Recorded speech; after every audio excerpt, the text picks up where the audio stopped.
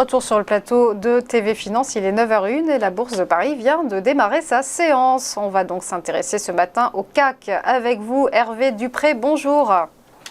Bonjour Roselyne, meilleurs vœux à vous et toute l'équipe de TV Finance. Merci, meilleurs vœux à vous également. Vous êtes trader et fondateur de carltrading.com. Alors le CAC, il a commencé 2022 dans le vert et mieux que ça, même avec ce nouveau record, 7217 points, une clôture à plus 0,9%. Et ce matin, donc, il ouvre en hausse de 0,77%. Alors quel potentiel pour la suite ? Eh bien, comme vous le disiez, donc nouveau record, encore un nouveau record là aujourd'hui à l'ouverture.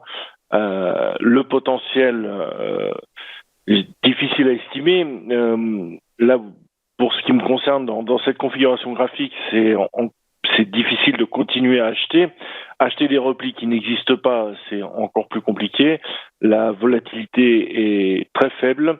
Et donc, comme je l'ai identifié sur les graphiques, on a une configuration assez particulière pour une ouverture d'année. Savoir que hier, c'était une journée quand même extrêmement calme en termes de volume de transactions. Donc je dirais qu'on va rentrer dans le vif des débats aujourd'hui avec cet après-midi deux stats importantes. Il y a la réunion de l'OPEP, les minutes de la fête demain, donc et le NFP vendredi.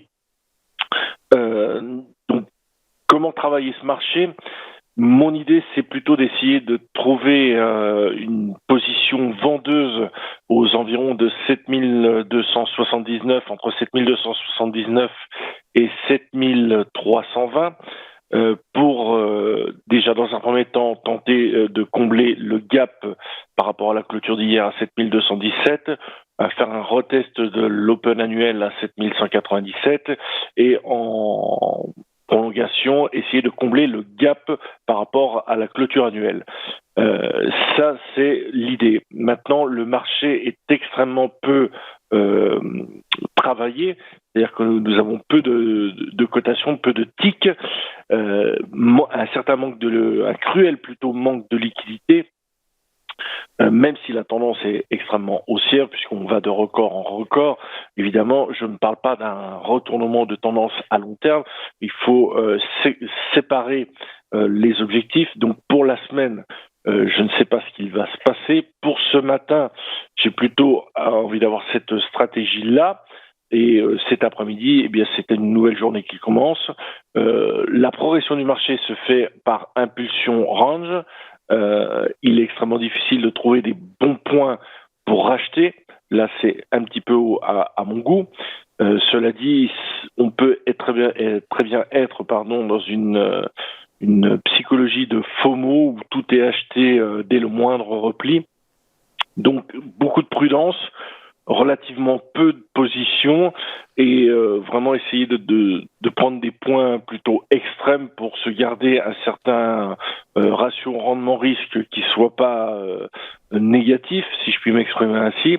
Donc l'idée, c'est vraiment d'essayer d'identifier la fin, entre guillemets, de cette impulsion, au moins temporaire, pour les objectifs de comblement de gap, et après, on verra. Donc là, aujourd'hui, vous voyez, on vient d'ouvrir, vous avez une petite impulsion à l'open, et derrière, 5-6 minutes après, il ne se passe plus rien. Donc, peu d'intervenants sur le marché, on a peu de nouvelles qui permettraient d'identifier un game changer pour le moment, malgré le contexte, je dirais, entre guillemets, géopolitico-sanitaire. La macroéconomie nous donne pas vraiment d'informations, donc difficile de travailler ce marché. Voilà. Restons prudents donc. Merci beaucoup Hervé Dupré pour votre décryptage.